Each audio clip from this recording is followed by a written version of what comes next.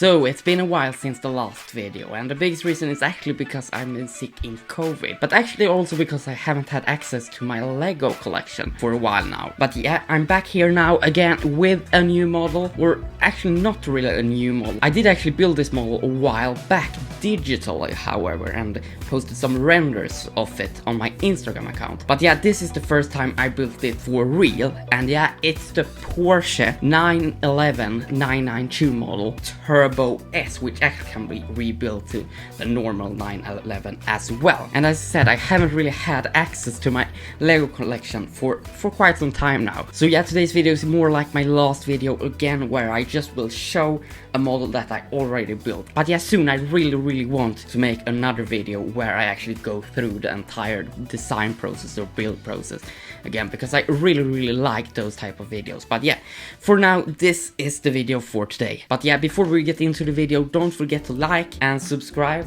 and consider following me on Instagram. And as you know, instructions for a lot of my models are available at my website, which there is a link in the description for, so go and check that out. And you're now also able, I think this update has been available since my last video actually, I think I maybe mentioned it in the Kodak video as well. But yeah, there's now also a new section at my website where you will find all the parts list for all of my models that you will be able to download and then upload to, for example, Bricklink, to be able to check the price for the part before you actually buy the instructions. And there's also a video showing you exactly how to do that, and I really hope that will help a lot of you to be able to order the parts you need for the models and all that. But yeah, go and check that out. I really encourage you to do that because I think you're gonna like it. Over to today's video. As I said, it's the 992 911, the Turbo S model mainly. It's actually a quite straightforward model, but it's some things that I want to go through that are kind of interesting. I have actually, for probably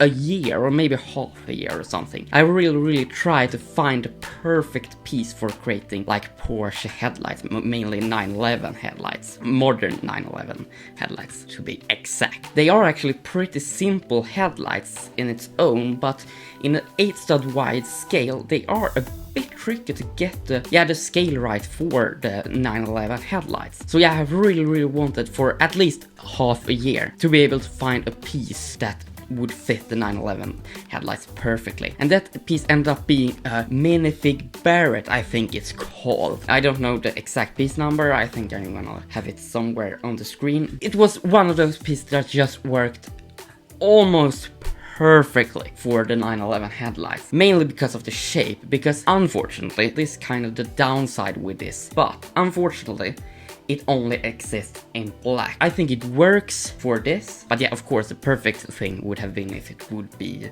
transparent, or maybe a little bit better than black would have been, maybe not dark bluish gray for this model, because then it would have blended in with everything else, but maybe light bluish gray would have worked very well. But yeah, the shape, that's just perfect. It scales perfectly to the 8-stud wide 911, modern 911, and yeah, I just really like how those headlights turned out. And attaching these pieces was actually pretty straightforward. I've done similar things to this. It's actually just once again a 1x1 round plate with a bar that's angled a bit, and then it's another type of 1x1 round plate with a bar hole inside that I attach to the 1x1 round qualified plate with a bar, and then attach the barrel to that. And it works very effectively,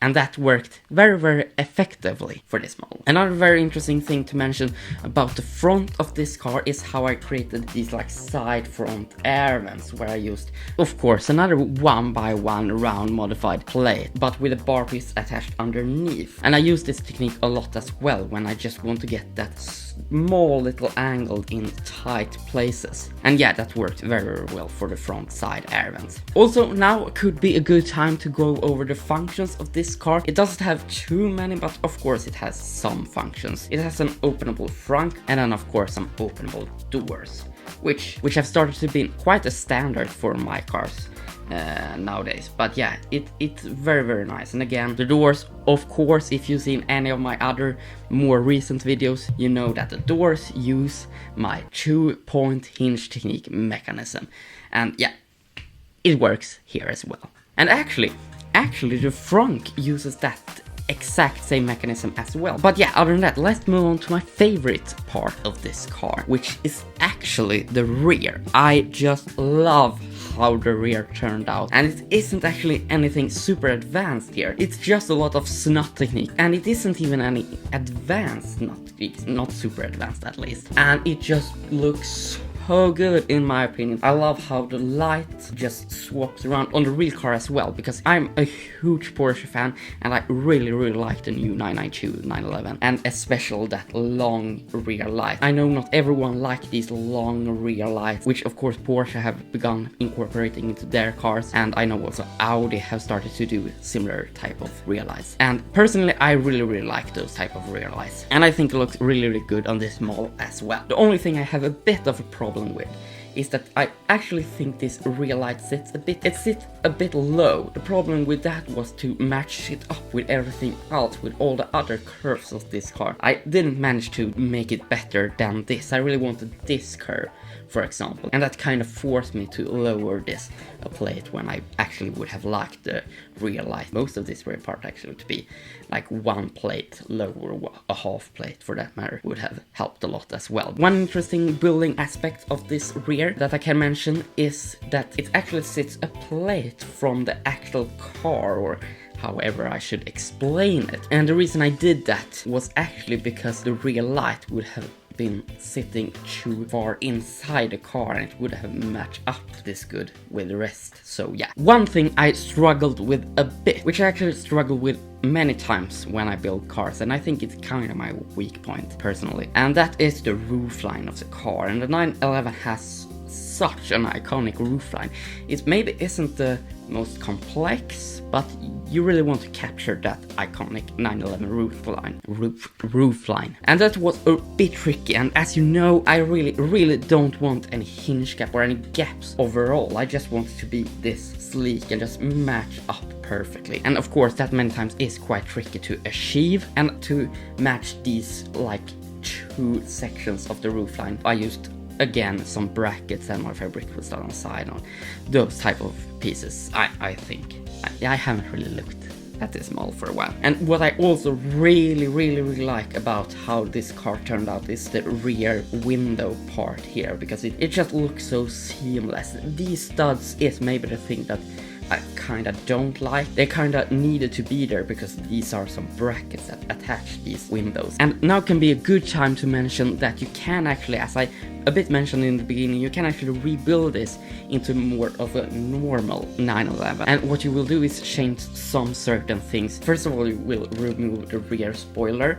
and after that you will remove these like side curved things to attach some bigger curved slopes to eliminate these like small side irons the Turbo S has. And then after that you will have to remove these engine vents and switch one of the round plates with a transparent red 1x1 normal plate to have the brake light. So yeah, there you have it, the normal 911. And yeah, I don't really know which I prefer most. Let me know what you think, if you prefer the normal version or the Turbo S with the spoiler. And yeah, as a Lego model, not the real one, because I know which I prefer when it comes to the real one. But yeah, other than that, it of course has a bit of an interior, and as with all of my models except for the P1 of course, you can of course fit minifigs inside, and in this you can fit 2 minifigs. And yeah, one more interesting technical aspect of this is this part underneath the doors, where it's extremely low. It's as low as you can make a car, I think, in this scale with these wheels and stuff like that. It sits very low, and it's not because I wanted it to sit this low. I prefer it to be a bit higher actually. But yeah, I really wanted this black part here, and then this gray part, and then of course this door, which I wanted to match up with the rest of the car as good as possible. And to be able to make this, I used like a bracket here that sits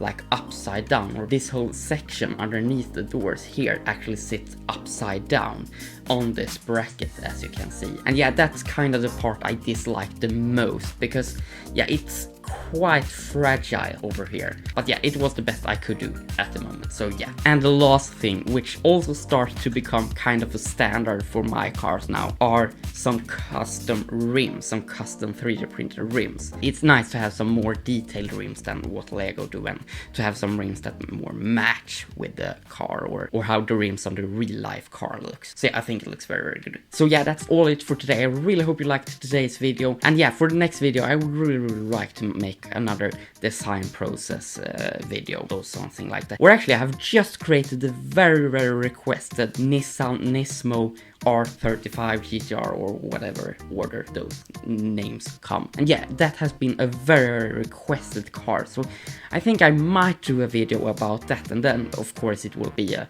already made, or the car I've already designed that I will make a video about. But yeah, I think I will want to do a video about that. And I've also said that, as those of you who follow me on Instagram know, you know that I've also quite recently designed the I can't speak now, I'm tired. Yeah, those of you who follow me on Instagram know that I quite recently designed a Mercedes AMG GTR, which also was a quite requested car. But yeah, that's like the sport car version. I would really like to make the 4-door version. I think it's called Mercedes AMG GT 4-door or something like that. So yeah, I might do a design process video of that car, because I think it would be very appreciated. So yeah, might do that. And of course, the Nismo, hopefully, maybe. I want to do that at least. So yeah, that's all it for today. Don't forget to like, and of course, subscribe. And consider following me on Instagram, because as those of you who follow me on Instagram know, I post a lot more on Instagram than I post on YouTube, because it takes so much more time to make a video about everything, instead of just taking some pictures and so on. But yeah, now I'm done for today, I think. It's late, and yeah, bye for now.